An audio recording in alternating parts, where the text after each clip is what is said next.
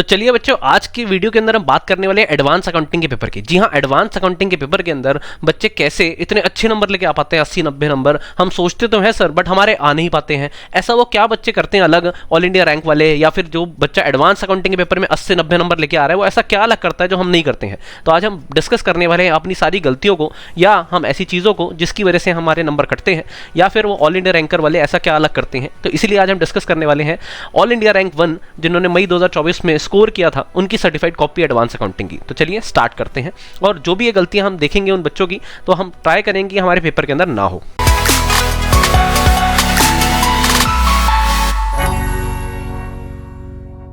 तो बच्चे अगर हम देखने को मिल रहा है कि मई 2024 में जिस बच्चे ने ऑल इंडिया रैंक 1 लेके आया था, तो 70 में से उसके 59.5 मार्क्स आए थे एडवांस अकाउंटिंग में, जो एक बहुत अच्छा स्कोर है। आपको याद होगा मई 2024 का पेपर का लेवल भी बहुत अच्छा था, उसके बाद भी इतने अच्छे नंबर लाना कहीं ना कहीं काबिलियत तारीफ की बात है। आपको पता है 30 नंबर के जो एमसीक्यू होते हैं उसकी अलग से चेकिंग होती है, तो इसलिए यहाँ पर वो इंक्लूड नहीं है। अब ये 59.5 मार्क्स कैसे आए, क्या क्या चीज़ें करी, उनको जरा देखते हैं। तो देखिए, यहाँ पर आपको पता होता है कि आपने कौन कौन सा क्वेश्चन करा है, वो आपको टिक करना होता है। फर्स्ट क्वेश्चन कंपलसरी होता है, सेकंड करा है, थर्ड करा है, फिफ्थ करा है, और देन सिक्स्थ करा है।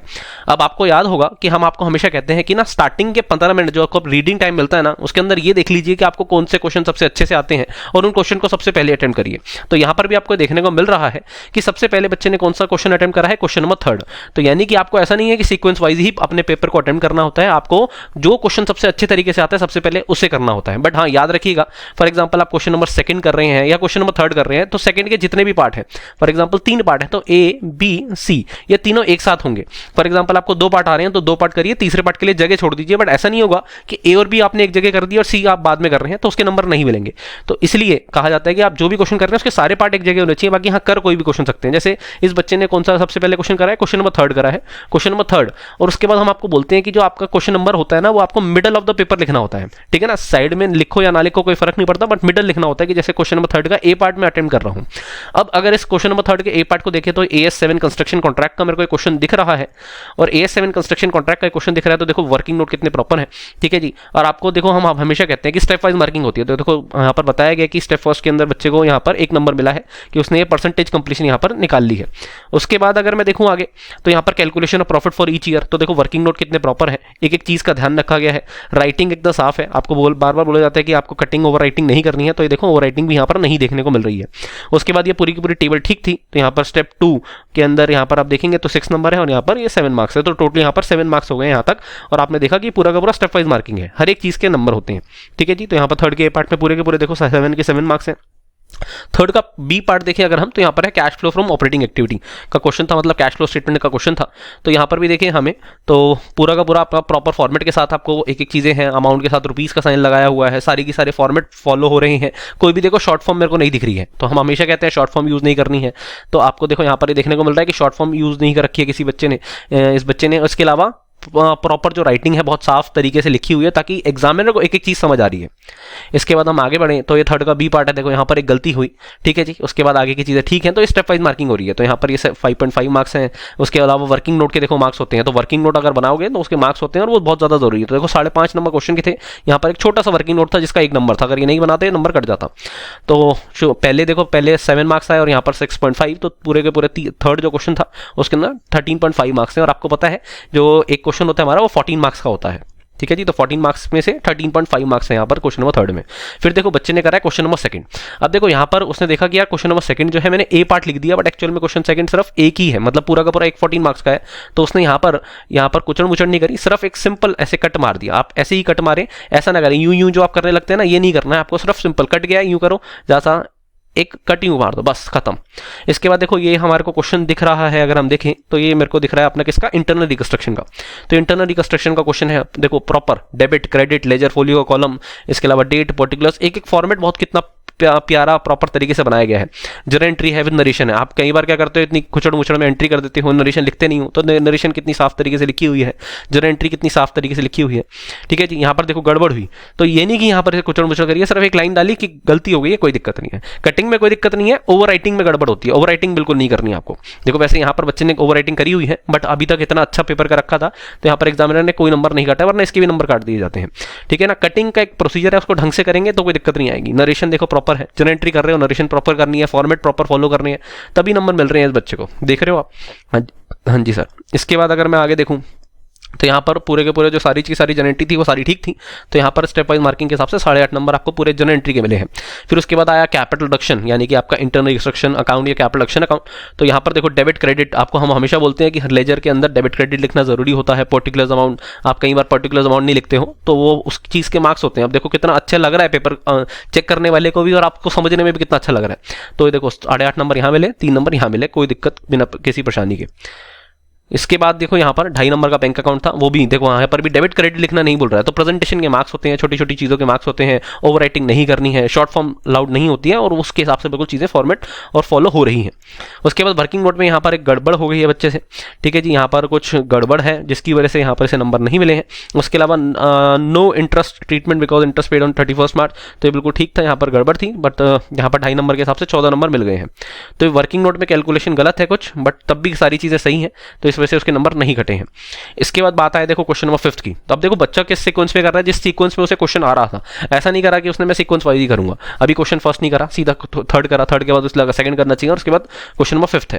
क्वेश्चन नंबर 5 की अगर हम बात करें तो 5 के अंदर देखो पहले वर्किंग नोट बना रखे हैं। तो आपको जो दिमाग में डाउट रहता है कि सर पहले वर्किंग नोट कर सकते हैं, डेफिनेटली कर सकते हो, कोई इशू नहीं है। कई बार बच्चों को रहता है कि सर वर्किंग नोट पहले बनाए या पहले फॉर्मेट बनाए, बट आप पहले वर्किंग नोट लगता है आपको, वर्किंग नोट बनाइए, नंबर नहीं कट रहे हैं कहीं भी। तो देखिए वर्किंग नोट फिर से वही बहुत प्रॉपर तरीके से बनाए गए हैं। यहाँ पर गड़बड़ है, बट काटने का एक तरीका है, तो ऐसा बहुत ज़्यादा कुचड़ मुचड़ नहीं करी गई है, तो छोटी मोटी कटिंग चलेगी, उसमें कोई इशू नहीं है। उसके अलावा वर्किंग नोट के देखो वर्किंग नोट के मार्क्स होते हैं, यहाँ पर आपके 2 मार्क्स हैं, यहाँ पर 1.5 मार्क्स हैं।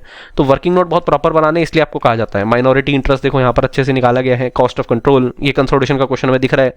उसके बाद कंसोलिडेटेड प्रॉफिट एंड लॉस, उसके बाद स्टेप वाइज मार्किंग हो ही रही थी। इसके अलावा हमने से बैलेंस शीट मांगी थी, कंसोलिडेटेड बैलेंस शीट, तो उसके आपने देखो प्रॉपर फॉर्मेट के साथ नोट नंबर, पर्टिकुलर्स, अमाउंट सब कुछ लिखा हुआ है, अमाउंट के साथ रुपीज़ का साइन लगाया हुआ है, कोई भी शॉर्ट फॉर्म हमें अभी तक देखने को नहीं मिल रही है। और इस तरीके से यहाँ पर आपके जो यहाँ पर बैलेंस शीट में यहाँ पर 2.5 स्टेप वाइज मार्किंग के हिसाब से मार्क्स थे, छोटी सी बैलेंस शीट थी। इसके अलावा देखो notes to accounts, notes to accounts में मैं कह सकता हूँ कि नोट्स टू अकाउंट्स में आप यहाँ पर भी आप अपनी लाइनें वाइनें खींच सकते थे, बाकी लाइनों से ज़्यादा इंपॉर्टेंट होता है कि फॉर्मेट सही फॉलो हो रहा है कि नहीं हो रहा। ठीक है जी, हाँ जी। तो नोट्स टू अकाउंट बहुत अच्छे तरीके से प्रॉपर है, without any mistakes, without any यहाँ पर कोई भी कटिंग के, तो बहुत अच्छे तरीके से पेपर अटेम्प्ट हो रखा है देखो। और उसके बाद पूरे के पूरे यहाँ पर 10.5 मार्क्स आए हैं। ठीक है, क्वेश्चन ये शायद 14.5 का था, बट यहाँ पर 10.5 आए हैं, क्योंकि कुछ चीज़ें कम हमें यहाँ पर लग रही थी देखने को।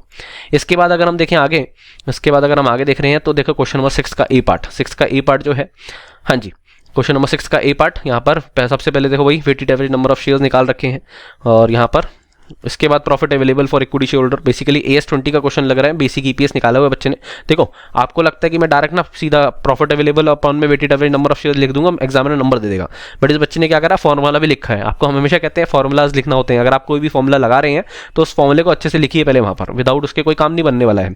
फिर डायल्यूटेड EPS से पहले देखो फिर से फॉर्मूला लिखा हुआ है।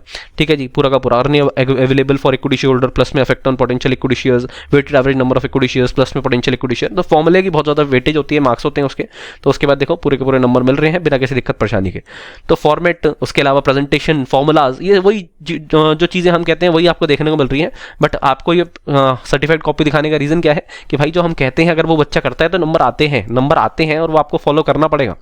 उसके बाद देखो 6 का बी पार्ट जैसे करा बच्चे ने, तो 6 का बी पार्ट अगर हम देख रहे हैं तो यहाँ पर पूरा का पूरा वही फॉर्मेट के साथ अपना आंसर रखा है। जैसे वो कंडीशंस हैं तो पहले फर्स्ट कंडीशन को प्रॉपर तरीके से लिखा, उसका फॉर्मूला बताया। उसके बाद कि एज पर 10% लेस देन 20%, वो आपका बेसिकली शेड्यूल 3 का जो क्वेश्चन है उसका क्वेश्चन है ये। तो यहाँ पर उसने प्रॉपर तरीके से फर्स्ट कंडीशन के हिसाब से क्या आ रहा था, सेकंड कंडीशन के हिसाब से क्या आ रहा था, थर्ड कंडीशन के हिसाब से क्या आ रहा था कि वो आप रिजर्व में कितना बैलेंस रखना है मिनिमम, उसके ऊपर बात हो रही है। ठीक है जी, तो उसके बाद आपने बताया कि हेंस 10% डिविडेंड वो प्रपोज कर सकते हैं, जो क्वेश्चन आया था आपका मई 2024 में। परमिसिबल डिविडेंड कितना है, वो मिनिमम डिविडेंड के ऊपर जो आपके 3 कंडीशन हैं वो पूरी की पूरी पहले उसने कंडीशन एक्सप्लेन करी। उसके बाद बताया कि भाई मेरे पास इतना पैसा है, इसके बाद मैं इतना रिजर्व मेरे को रखना पड़ेगा, तो परमिसिबल मैक्सिमम डिविडेंड मैं इतना दे सकता हूँ। आप ऐसा नहीं कर सकते कि डायरेक्ट मैंने वर्किंग नोट में अपने कैलकुलेटर पे आंसर निकाला और यहाँ पर दिखा दिया, ऐसा नहीं करना है। उसके बाद देखो प्रॉपर नोट वोट आपका, जो हम हमेशा कहते हैं कि नोट लिखिए, वर्किंग नोट लिखिए कि नोट की कंपनी तक के हिसाब से हमें declaration and payment of dividend के अंदर लॉस और वो फॉलो करने होते हैं, वो सारे के सारे रूल उसने बता रखा है। इसके बाद अगर आगे मैं देखूं तो आ गया क्वेश्चन नंबर 6 का सी पार्ट। तो 6 का सी पार्ट यहाँ पर आपको पता है कि आपसे क्या मांगा था, ट्रायल बैलेंस मांगा था ब्रांच का, ठीक है जी, फॉरेन ब्रांच का। तो वो इसने बच्चे ने बना रखा है प्रॉपर फॉर्मेट के साथ, वही सेम चीज़, ठीक है जी। तो कोई अलग चीज़ नहीं है जो आप नहीं कर सकते हैं, ऐसी चीज़ें हैं जो आप देखो, आपको क्वेश्चन आ रहा होता है, आंसर आ रहा होता है, बट आप क्या करोगे, आप यहाँ पर ऑर्गेनाइजेशन का नाम नहीं लिखोगे, आप फॉर्मेट प्रॉपर नहीं बनाओगे, लाइनें सीधी नहीं होंगी, इसके अलावा कुछ भी चल रहा होगा यहाँ पर पर्टिकुलर्स की जगह खाली छोड़ दोगे, डेबिट की जगह डीआर बना के छोड़ दोगे। तो देखो ना, डेबिट की जगह पूरा डेबिट लिखा है, क्रेडिट की जगह पूरा क्रेडिट लिखा है। हाँ ठीक है, डीआर डेबिट लिख सकते हो, बट वो सिर्फ और सिर्फ डेबिट और क्रेडिट जब आप यहाँ पर लिख रहे होते हैं वो चल जाता है, बट यहाँ पर जब अमाउंट के साथ लिख रहे हो तो पूरा लिखें, बेटर रहेगा। देखो एक अच्छा इंपैक्ट पड़ता है, प्रेजेंटेशन बहुत कितनी प्यारी लग रही है, ठीक है जी। और यहाँ पर लिख दिया नीचे एंड में कि exchange difference to be transfer to PNL. अब आप सीधा लिख दोगे कि एक्सचेंज डिफरेंस इतना है, मैंने पीएनएल में, तो उसने नोट डाल के लिखा कि भाई पीएनएल में ट्रांसफर कर रहे हैं। यहाँ पर आप ये लाइन ऐड कर सकते थे कि इंटीग्रल फॉरेन ब्रांच है कि नॉन इंटीग्रल है, उसके हिसाब से मेरे को लिखना था। उसके बाद वर्किंग नोट, ठीक है जी, वर्किंग नोट यहाँ पर गड़बड़ है, तो देखो वहाँ पर नंबर कटे होंगे, और यहाँ पर पूरे 6 क्वेश्चन में 12 मार्क्स हैं, जो ऐसे 14 मार्क्स का होता है, तो 2 नंबर यहाँ कटे हैं। बट ये है कि आपको पता लग गया कि स्टेप वाइज मार्किंग है, कोई एक आधी चीज़ गलत हो जाती है तब भी मेरे को मार्क्स मिल जाते हैं। फिर क्वेश्चन नंबर फर्स्ट जो कंपलसरी है, बच्चे ने वो भी अटेंड करा था। तो फर्स्ट का ए पार्ट, जैसे statement of weighted average cost of expenditure capitalisation, ये आपका AS 16 का क्वेश्चन था मेरे हिसाब से। तो ये पूरा का पूरा वही पहले एवरेज कॉस्ट ऑफ एक्सपेंडिचर निकाल रखा है। उसके बाद फिर नोट लिखा कि वेटेड एवरेज अमाउंट एक्सपेंडिचर की आपकी जो बोरिंग होती है, जो आप कह सकते हैं जनरल बोरिंग होती है, उस केस में आप वेटेड एवरेज एक्सपेंडिचर देखते हैं, ठीक है जी, वो पूरा का पूरा नोट करके बताया। फिर weighted average cost of outstanding बताई, रेट ऑफ इंटरेस्ट निकाला। उसके बाद आगे आए, बोरिंग कॉस्ट कैपिटलाइज निकाली, ठीक है जी। और यहाँ पर अपने इनकम ऑन स्पेसिफिक लोन, देखो एक एक चीज़ बता रहा है बच्चा कि भाई मैंने अपना आंसर पे कैसे पहुंचा, कौन सी मैंने प्रोविजन लगाए हैं, क्या चीज़ फॉलो करी है। सीधा नहीं करा कि भाई सीधा अपना रेट ऑफ इंटरेस्ट निकाला, उस पर अमाउंट निकाला, जनरेटरी कर दी, एक एक चीज़ बताई कि भाई कहाँ तक मैं कैसे पहुंचा हूँ। उसके बाद पूरी जनरेटरी करी है, जनरेटरी के साथ देखो नरेशन है, वही बार बार कह रहा हूँ, नरेशन लिखना भूल जाते हो तुम, नरेशन लिखनी है। उसके बाद assume expenditure done was shown in work in progress, की अपने जो एक्सपेंडिचर करा है वो वर्क इन प्रोग्रेस में हम शो करेंगे। तो क्वेश्चन के हिसाब से पूरी की पूरी एक चीज़ें उसने फॉलो ने करी है बच्चे ने। फिर उसके बाद ये सेकंड पार्ट था, सेकंड पार्ट के अंदर आई थिंक सो हाँ जी, सेकंड पार्ट था डेप्रिसिएशन वेप्रिसिएशन की एंट्री थी, डेप्रिसिएशन की उस पर कितना लगेगा, वो कैरिंग वैल्यू कितनी होगी बिल्डिंग की, डेप्रिसिएशन लगा के हटा के, वो पूरा का पूरा 7 नंबर मिला फिर फर्स्ट के ए पार्ट में। फिर फर्स्ट का बी पार्ट आया, फर्स्ट का बी पार्ट जो मेरे को दिख रहा है, ये दिख रहा है मेरे को AS 2 का इन्वेंट्री का क्वेश्चन।